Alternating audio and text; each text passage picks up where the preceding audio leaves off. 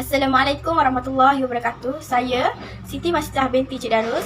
Assalamualaikum warahmatullahi wabarakatuh. Nama saya Siti Nuraini binti Amran dari Pendidikan Awak Kanak-kanak.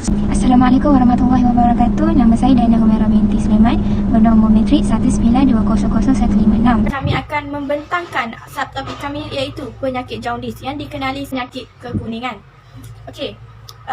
Pertama sekali saya akan menerangkan apa itu maksud penyakit jaundice atau dikenali sebagai penyakit kekuningan.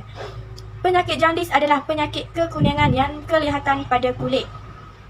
Maksudnya, dengan kulit kita akan menjadi warna kuning ataupun mata kita. Biasa kalau kulit normal kita akan tekan dan menjadi merah. Tetapi kalau ada penyakit jaundice ni, dia akan menjadi warna kuning walaupun kita tekan. Okey.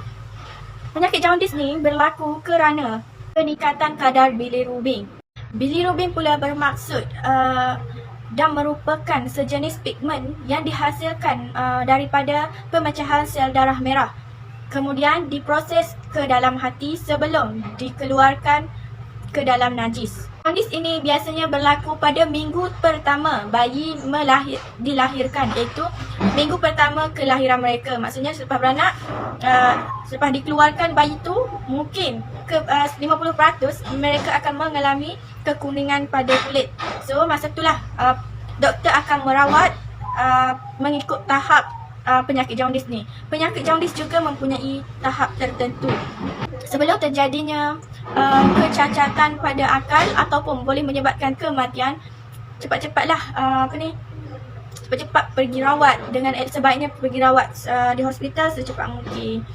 Bukan sahaja bayi yang terkena penyakit jaundice, malah orang dewasa dan juga warga emas mungkin boleh juga terkena penyakit jaundice. Bagaimana jaundice terjadi dan kesannya? Jaundice ini bermula dalam masa 2 hari selepas bayi dilahirkan. Hal ini demikian kerana pemecahan sel-sel darah merah yang berlebihan akibat ketidakselesaian kumpulan darah antara ibu dan anak. Sebagai contoh, bila ibu mempunyai lenositis atau mempunyai darah O. Yang kedua ialah kekurangan GCPD disebabkan kekurangan enzim. Ini menyebabkan sel-sel darah merah menjadi tidak stabil apabila terdedah pada bahan-bahan yang tertentu. Walaupun begitu, tidak lebih daripada 5% bayi akan mengalami masalah ini. Akhir sekali, kekitan kuman pada bayi yang menyebabkan bayi akan kelihatan lemah dan memerlukan rawatan susulan di hospital. Cara untuk mengatasi masalah jaundice ni pada bayi, kita ada 2 rawatan. Yang pertama adalah melalui kaedah penyusuan, di mana bayi akan disusukan oleh ibu sehingga 8 hingga 12 kali sehari. Dan fungsi penyusuan ini adalah untuk menyingkirkan bilirubin di dalam badan bayi. Cara yang kedua adalah melalui rawatan fototerapi, di mana jika rawatan-rawatan lain tidak berhasil, maka doktor akan memberi cadangan untuk membuat rawatan fototerapi. Dan rawatan fototerapi ni dia mempunyai cahaya biru, di mana ia berfungsi untuk mengurangkan tahap bilirubin. Dan semasa rawatan fototerapi ini berlangsung, mata bayi akan ditutup untuk mengelakkan mata bayi terkena cahaya yang terang, dan juga akan dipantau oleh doktor dan nurse setiap kali rawatan fototerapi. Dan selama tempoh bayi melakukan rawatan fototerapi itu, berkemungkinan bayi akan mengalami dehidrasi, di mana bayi kerap terdedah kepada cahaya. Jadi dia akan mengalami banyak kehilangan cecair dalam badan.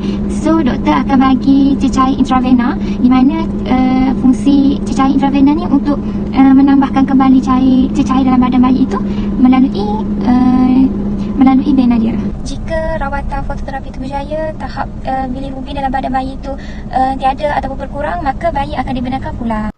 Okey, saya akan share statistik tunjukkan kemasukan bayi neonatal ke Ward 1 Hospital Kulim.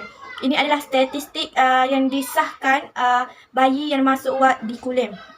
Okey, berdasarkan statistik tu, pada tahun 2019 jumlah bayi yang masuk ward sebanyak 313 bayi yang mengalami masalah jaundice.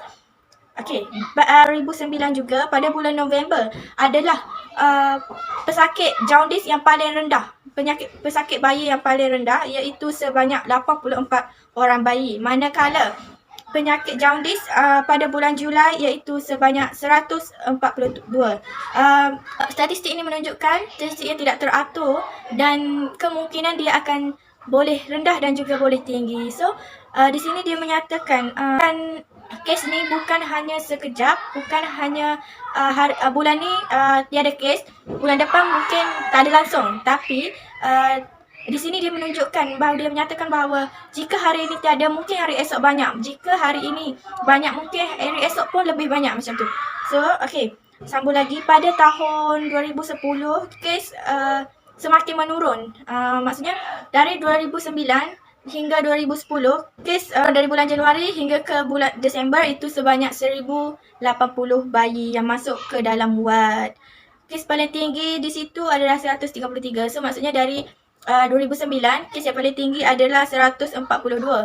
Manakala 2010 pada bulan Januari sebanyak 133 orang, 30 orang bayi. So agak berkuranglah kes paling tinggi, walaupun kes ada total di bulan 2009 adalah lebih banyak.